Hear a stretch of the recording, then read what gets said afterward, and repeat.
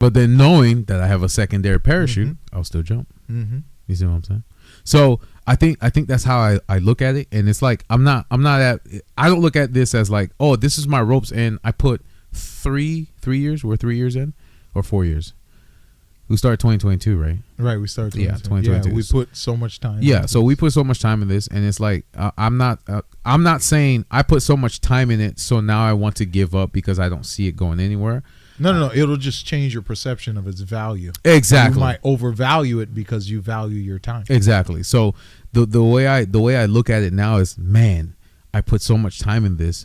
And I can see the changes in front of my eyes. It's slow, and I understand. It's like growing up as a child. You want to become an adult so bad, but you realize how long it takes you to get to adulthood. but once you become an adult, you're like, okay, now I see what it is.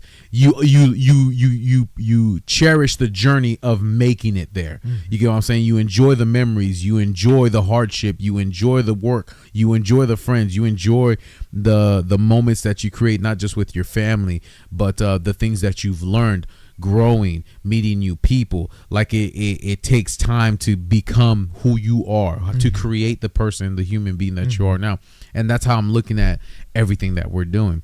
So you're looking at essentially the process, and there is no end goal. There's no result. Oh, this is never going to looking for a result. No, I'm not looking for a result. I got you. Yeah. You're just looking for like effects along the way. Exactly. And it's like, and I'm seeing it, and it excites me. I love that. You get what I'm saying? So that's something that I really cherish. But it's just like me looking from the outside in at everybody that has conversations with me, and they're just telling me, this is what I want to do, this is what I'm going to get into. I'm like, damn, you wish you can just like tell them and help them, but that's something that they have to do. But it's not for everybody. It's not.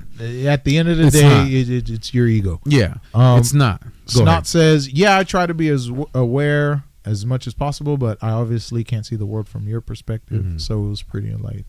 Yeah. So we kind of had a conversation, which I won't bring it up, but it was she just wanted to understand the perspective of management, right, and what it entails and how the politics work in it and all that stuff like that. So I'll just leave it like that. But it was a very intriguing conversation because it's like I was letting her know the perspective that she might have not seen, but I kind of opened her eyes to it and showed her that. Go ahead. Snot says, oh, I hate to hear another tax bracket speak to me about money. Exactly. And that's why I think sometimes that's why it's so frustrating, because it's like people who make $150,000 and up tax bracket, they're living comfortably. Yeah, unless they choose to live above their means, they're living comfortably. So they can always come to you smiling and tell you this is your goal. If you really want this, you're going to do that, this, and the other.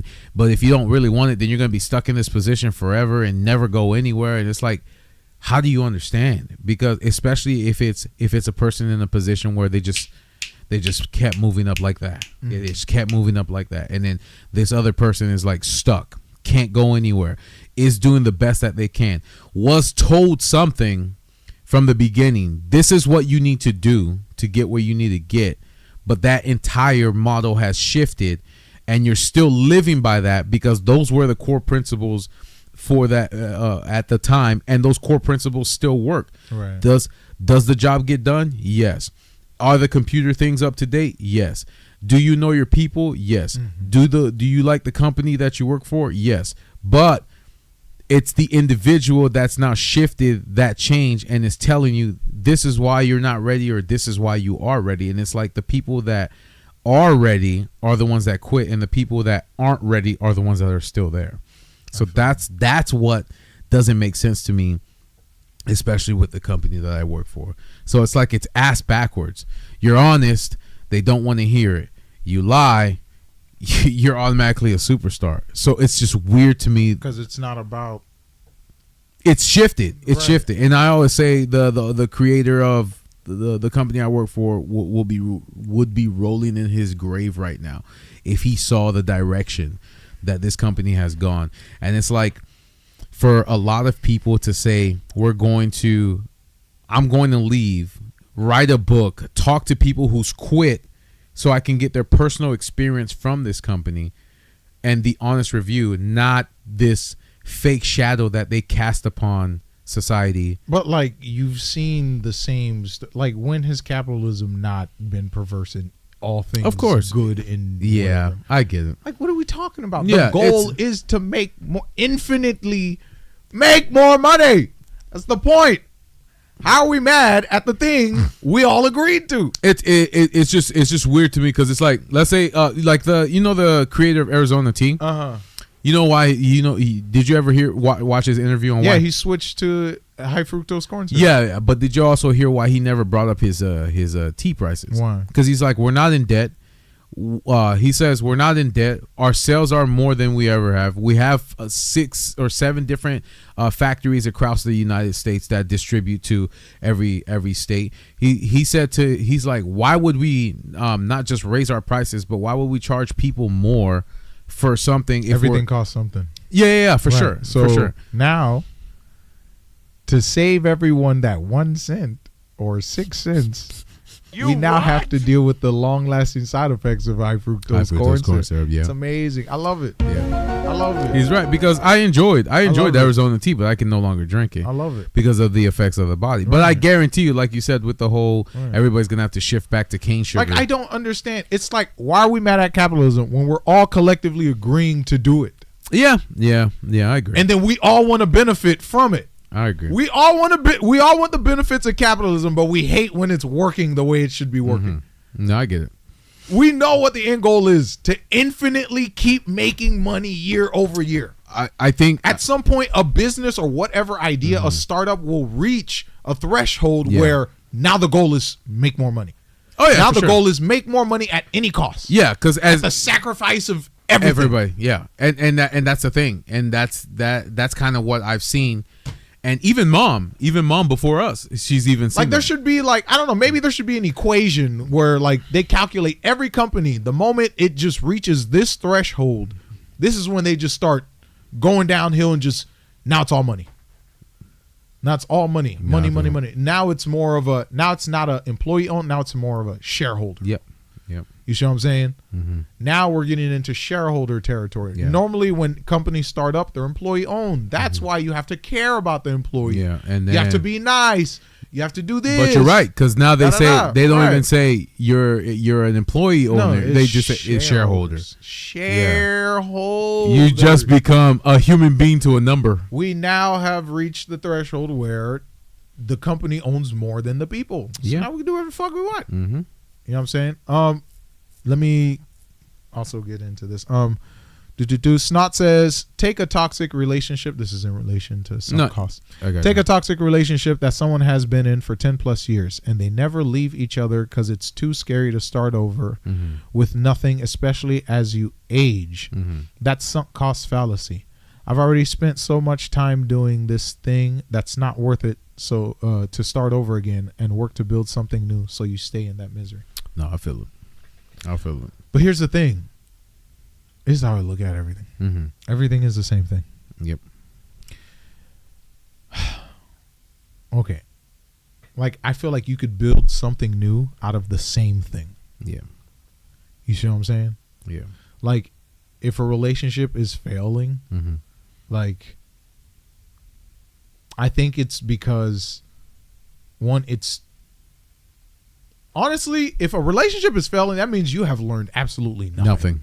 You learned nothing especially from each other. You learned nothing. Your ego usurps the unity of the two of you. That means you were only seeking the relationship individually. Like that, it's a concept that's hard to grasp. You basically created a contract just so you can be individuals, but a unity is such a hard thing. It's like a roommate, right? But here's the thing: like it's hard for someone to conceptualize being together as one, because you still see yourself as an individual, which is why you guys try to do different things, right? Yeah, you see what I'm saying? Like it's such a weird thing. It's such a weird thing. You know, like me, no matter who I'm around, like when I form a relationship with anybody, I start picking up some of their mannerisms. You see what I'm saying? Yeah. So like something that someone would find annoying, like that's just innate to me now. Now I have absorbed who you are. Yeah. And then like I already understand that, hey, I'm going to keep changing. How do I keep up with you the way you're changing? Yeah. And how do we stay in sync? You see what I'm saying? Well, that's why I've learned like it's work. Everything is fucking work. Yeah, it's work. That's why I've learned like no one just, all right, we're married. Mm-hmm. Now we're just naturally going to be in tune. Well, it's like every. Oh no. It's like That's a no, seriously. It's like with Emily. She's been married to her husband for 30 plus years. They always tell me anybody at the job. She's like probably in her late 60s. Mm-hmm. She tells me they tell me anybody at the job that I ever talk to that's been married for 15 plus, 20 plus, 30 plus years, they always tell me by year 7, that's when they start to struggle. Right. Or by year 5, 6, 7, that's when they start to struggle. Because you're a new person like every 5 years. Every 5 years. So it's like it's like the marriage is on the rocks. They're ready to quit. They're ready to get a divorce, and then they work through it. And I think a lot of people are like, nah, I'm good. I'm out. Yeah, that's weird to me. I don't know. Maybe it's because I'm wired different. I look forward to things getting hard. Do you know why? Pause. Do you know why? Because that means I'm about to learn something. Yeah, you're about to learn something. I'm about to become a new motherfucker. Mm-hmm. Yeah. Like, it's going to be hard. Yeah, like they said, vows just became words. You see what I'm saying? Like, they have no meaning. But here's the thing, too, because it's like, now it's up to the other person to, you don't know how bad do you want it? Right. You could be completely, totally on different mental levels. Yeah. You know what I'm saying? And it's like, let's sit down so I can understand. Some people might not have that level of self-awareness or introspection or, levels of accountability to just be like, okay, like I'm expecting us to become different people, but we can still like, you see what I'm saying? Yeah. It's like me and you, we have lived 2 different lives, but you see what I'm saying? No, I feel it, bro. Like it should be that natural to be with your partner. Like they're another family member. Yeah. Like they're your sister or your brother or your mom. I'm not going to say, date your sister, date your brother. But like it should be that natural. Except if you're in Alabama. Right. Your brother from 5 years old isn't going to be your brother at 15. Yeah. At 25. Because even us, we were so close, young.